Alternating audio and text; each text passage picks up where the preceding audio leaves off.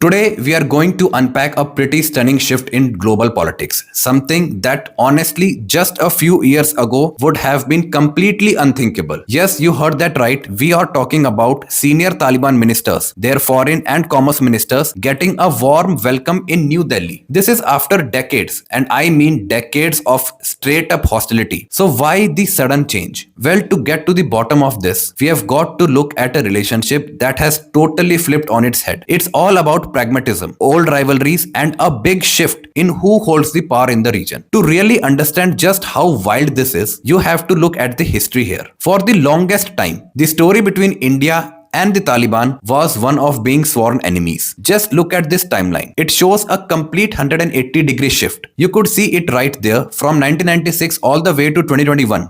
For more than 2 decades, India was one of the Taliban's biggest opponents.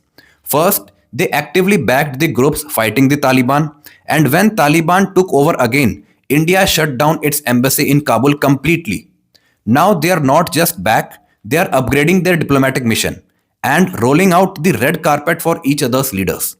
So what on earth happened to cause such a massive U-turn? Well, the answer is perpetual nuisance in the region, that is Pakistan. And here's the key.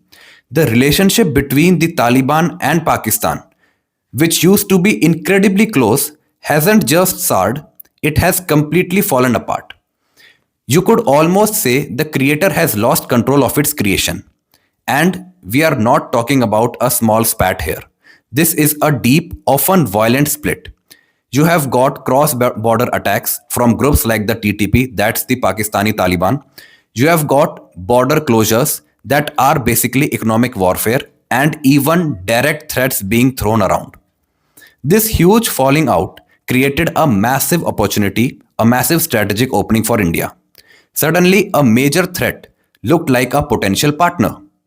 A very unlikely one, but a partner nonetheless. So India saw an opening, but let's be real. This new engagement isn't about shared values or some newfound friendship. No. This is a cold, hard, pragmatic calculation. It's a classic marriage of convenience, plain and simple. And this table really breaks it down perfectly. You can see how transactional this whole thing is. What does India want? Security guarantees and a way to get to Central Asia without going through Pakistan. And the Taliban? Well, they are isolated, they are under sanctions, and they are desperate for two things: legitimacy on the world stage and the trade routes that don't rely on a hostile Pakistan. And you know what's quietly sitting under all these talks? A massive number, $1 trillion.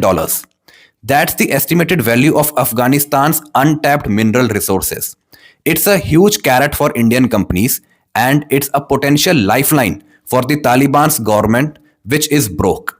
But all of this leads to the giant elephant in the room: the massive, undeniable ideological clash between the world's largest democracy and a fundamentalist regime that is, let's not forget, still under UN sanctions. This is the tough spot India is in. It's like a geopolitical puzzle. On one side, you have the strategic need to engage with the Taliban, but on the other, you have India's democratic and moral values, which are the complete opposite of the Taliban's entire worldview. So what's India's strategy? It's basically to walk a very fine line. You could call it participate, but do not support. What that means is they'll talk about practical stuff, trade, security, things like that. But they are very deliberately holding back what the Taliban wants the most: formal political recognition. And this quote really nails the real politic thinking that's driving New Delhi right now.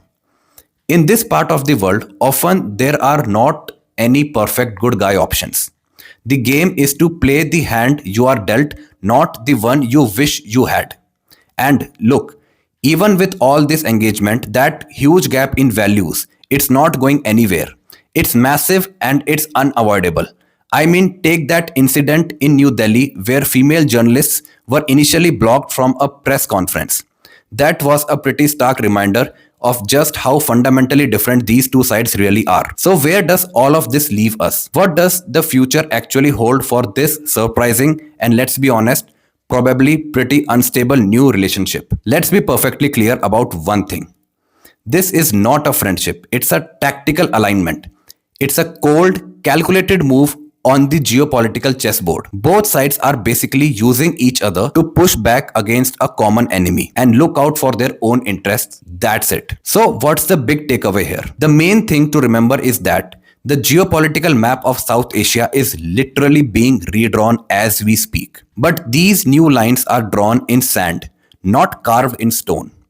This is a fragile deal, it's tactical, and it could all change in a heartbeat if the situation on the ground shifts again. And that really is the billion-dollar question. Can a partnership like this, one that's built only on having a common enemy, actually last? The answer to that question isn't just going to decide the future for India and Afghanistan, it could very well define the stability of the entire region.